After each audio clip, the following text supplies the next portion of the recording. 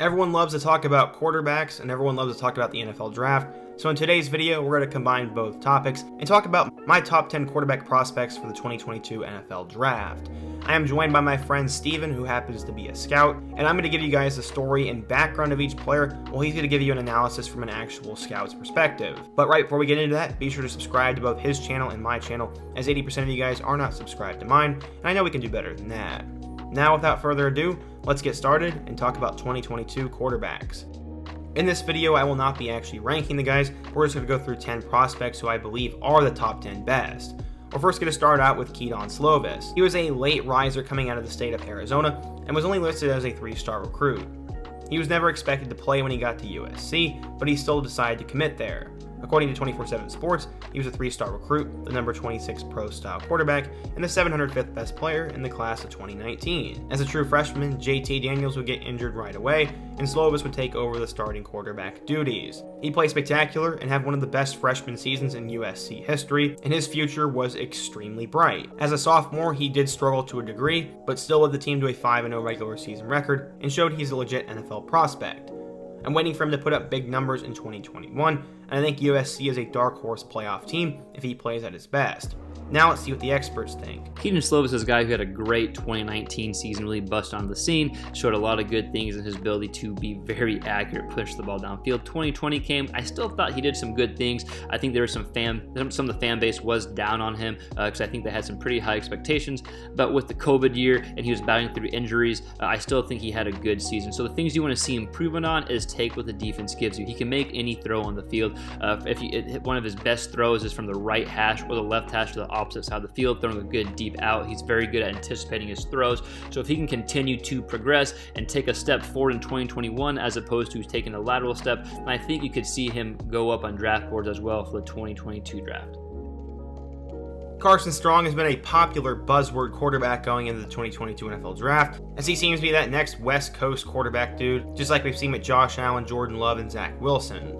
Strong was under-recruited coming out of high school because of an injury, and because of that was listed as a 3-star recruit, the number 76 pro-style quarterback, and wasn't even ranked in the top 2,000 in the class of 2018. He arrived at Nevada with decent expectations and proved himself from the very beginning. In his very first start in 2019, he helped lead a comeback where they would beat Purdue. I'm a Purdue fan, so that one sucked. Threw for over 2,000 yards and 11 touchdowns. In 2020, he'd really put himself on the map as he threw for nearly 3,000 yards, 27 touchdowns, and only 4 picks.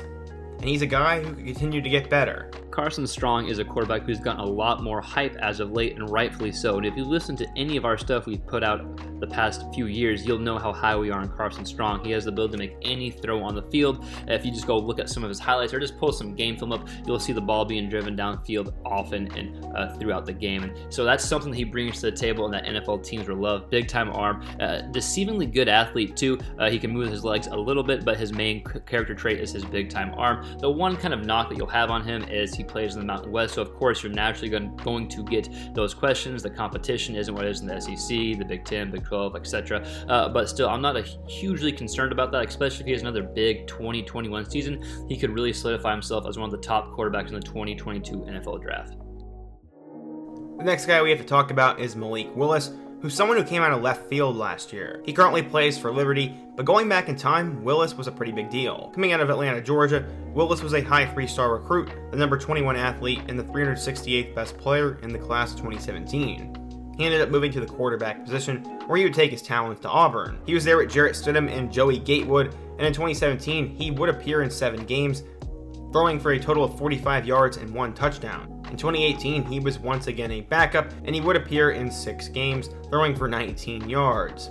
After sitting out a year in 2019, he was transferred to Liberty, where he had an incredible 2020 campaign. He passed for 2,260 yards and 20 touchdowns, while also rushing for 944 yards and 14 touchdowns on the ground, and as of right now, some believe he could be the number 1 overall pick. While I'm not sure about that, Let's get a professional opinion. Willis is one of the most athletic players in all of college football. And when you combine his elite athleticism with his elite arm strength, then you have a very dangerous playmaking quarterback at that position. And there's a reason why he's getting so much hype going into the 2022 NFL draft, and I think rightfully so. He can make any throw on the field.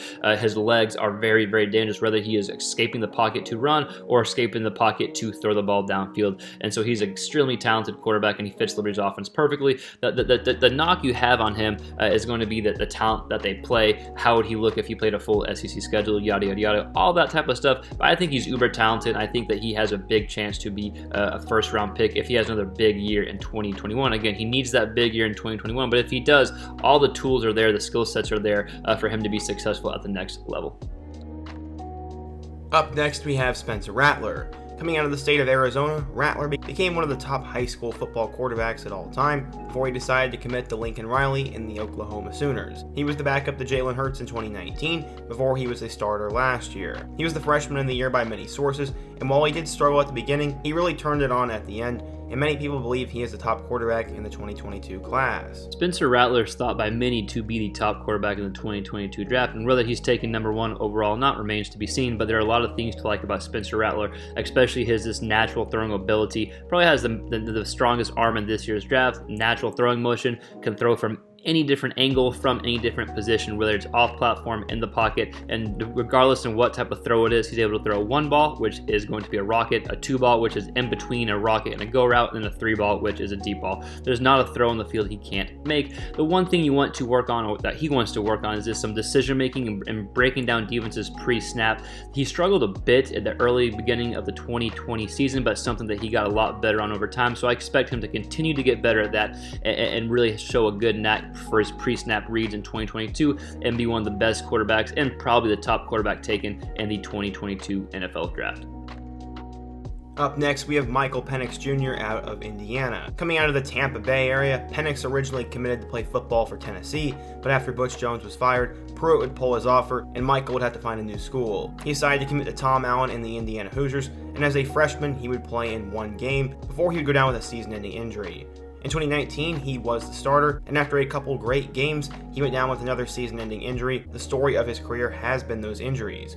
In 2020, he became one of the top quarterbacks in the country, led them to wins over Penn State, Michigan, and Wisconsin, and is seen by some as a sleeper first-round pick. But right now, he has yet to even play a full season on the field. If Michael Penix is on the field the entire 2021 season, then 1, Indiana will be a much better team. 2, Michael Penix will be able to develop more, and 3, his draft stock will rise tremendously. Whenever he's on the field and healthy, he's one of the better quarterbacks in the Big Ten. He has a good ability to push the ball downfield while also taking care of the ball and not taking too many risks. The one kind of knock against him is his completion percentage did dip down to the high 50s. We want to see that rise back up into that mid 60 range with the style of offense Indiana runs. But good athlete, can use his legs, good arm, and is a big reason why Indiana football has gotten better over the past few years. And if he can just stay healthy and have a full season of development, then I really think that could go a long way in his potential to get drafted in the 2022 NFL draft. Coming out of Louisville, Kentucky, Desmond Ritter was not a high-profile quarterback, as according to 24/7 Sports, he was a low 3-star recruit, the number 116 athlete, and the 1,657th best player in the class of 2017, but Luke Fickell gave him a shot. So far in his Bearcats career, he has seen a ton of success, as he's ran for a total of 1,825 yards and passed for nearly 7,000 yards. He's thrown for 57 touchdowns and has also ran for 22 touchdowns, and Cincinnati football is a dark horse playoff team for 2021, and Ritter could potentially be much more. Desmond Ritter is a guy who had a huge turnaround last year in 2020. He's been very inconsistent for a lot of his career. He started early and then started the 2020 season with that same inconsistency. Great play here, bad play there. However, after the first few games of the season, he played lights out and really showed his full potential as a quarterback. He's got a good arm, can really spin it, and he's a good athlete as well. There's no throw on the field that he can't make. So if he can continue to build on the 2020 season, I think he's got a chance to be drafted and be drafted in pretty high slots in 2022, but he just has to continue to be consistent and stay away from the bad plays, and when bad plays do happen, not letting it snowball into more bad plays. But he did a good job the last half of the 2020 season, and I expect Desmond Ritter to continue to take that step and put himself in a good position for the 2022 draft. Sam Howell grew up in the state of North Carolina and actually originally pledged to Florida State, but when Mack Brown was named the head coach and Walt Bell took the UMass job, Howell decided to flip his commitment to North Carolina. He went on to have one of the best freshman seasons a quarterback's had in college football history, almost led them to a win over Clemson, and showed he had an extremely bright future.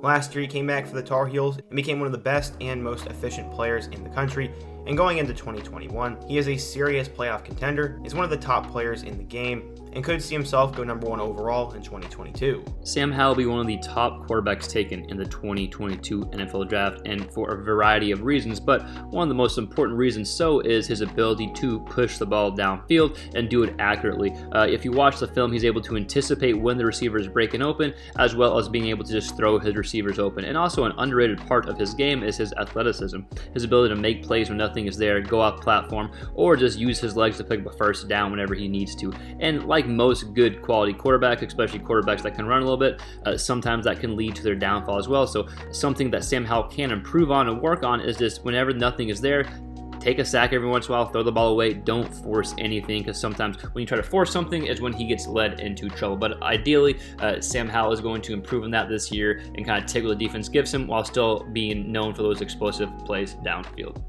Phil Jacobic is my breakout quarterback for the 2022 NFL Draft and was a borderline 5-star recruit for quite a while. He decided to commit to the Fighting Irish, where he sat on the bench for the first couple years of his career before he would decide to transfer to Boston College. Under first-year head coach Jeff Hafley, Jacobic looked like he put all his potential together and had a pretty good season. Right now, people are extremely high on him, and I think he will be the breakout guy of this year.